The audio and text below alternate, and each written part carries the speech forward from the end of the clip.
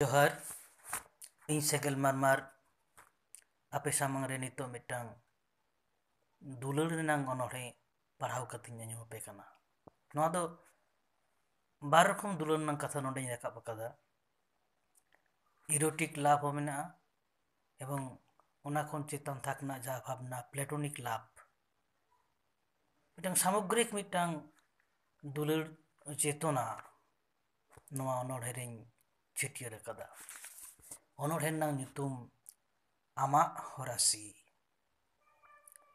आमा किड़बीट होरासी और इदिन कनाई सोहागी आमठेन तिना बर्डू सहा चाला कना सुनामी उकु आदो कना भुई चले थित तारो कना बोमा बंदूक साब ललो हातांग येकु कुटबुरे दाकु बहो इन्य लड़बेज तिरे कलम तारवारी लेका दारो कना सोहागी आमा मुलुज लांदाते आमा किड़बीट होरासी और इदिन कनाई सोहागी आमठेन पालो दारी साकाम दोहड़ाते हड़ियरो कना पूर सेदमा रिमिल कूद बिली लेका हेंदे कना जला जपा रोहर चसी नवा दाग तेको एफेनो कना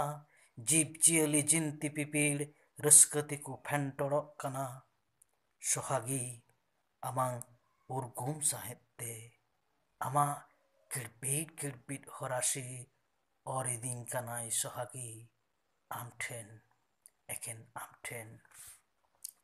दिया किदኝ हारखेत जाला साहा किदኝ दुखली माला थयो अचो किदኝ सानाम अनाट झंटी ठेलाव पसिर किदኝ सामांग तिंगु गानाडी सोहागी आमा सिबिल चेरेते रोमियो जूलियट लायला मजनू सिरी फरहाद राधा चांदान लेका हासु हारकेतिं आपनारा नित खनगिं केटेज किदा मने सोहागी आमा छेमेक चाहलाते आमा किड़बीट होरासी और इदिन कनाई सोहागी आमठेन एखेन आमठेन आमा किड़बीट होरासी